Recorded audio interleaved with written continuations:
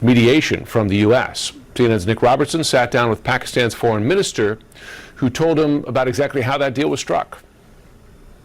After having seen our escalation, rather counter-escalation, and in defense, I think then certain capitals, in particular US, realized it could be a really filthy next moves. And what did they say to you then? No, they all. I had a call after Secretary Rubio talked to Mr. Jaishankar. He talked to me. It was around 8:15 on 10th of Saturday, 10th of right May. After the counter strikes. Yeah, and our operation had ended almost, and he said India is ready to stop it now.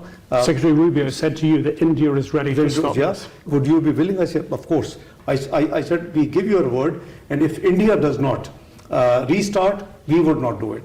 And what did J.D. Vance or Secretary Rubio, what did they say to their Indian counterparts that caused India to say that they were now ready for mediation?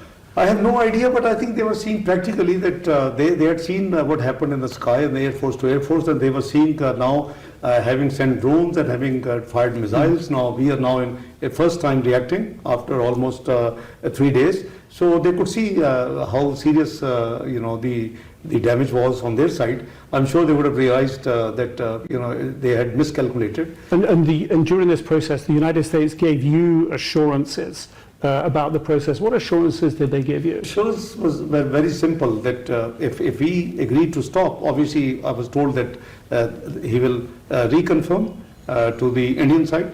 Secretary Rubio. Secretary Rubio would reconfirm, and that's exactly what happened. And President Trump has said that he is willing now to continue to engage in this situation. How important to you is that? Well, I think it's very important. It's the root cause of this regional instability and danger of such incidents is actually the Jammu and Kashmir. It's not us, it's internationally recognized.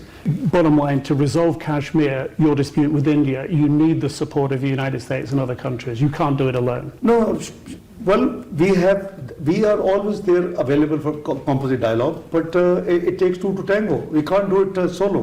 Where and when can we expect these talks between you and India over the issue of Kashmir, over the issue of water, over the issue of terrorism? When's that going to happen? Well, I think it is in the interest of everybody to delay or to leave such issues beyond certain reasonable time create further complications. So nobody would be interested in creating complications. At least Pakistan is not.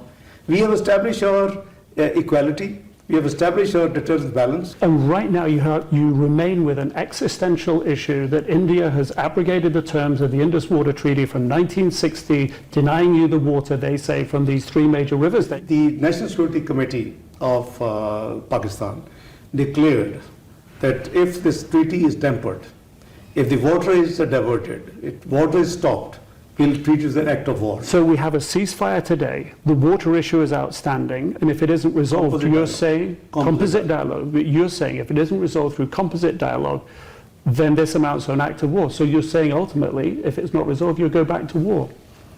Well, you see, in the nation's moments, there are certain times when you have to take some very serious decisions, as we did on 9th night. Now, let's look forward positively. We want to take the whole process forward in an honorable way, with dignity for both sides, and resolve through a composite dialogue the issues which will give, on a long-term basis, this region peace and security.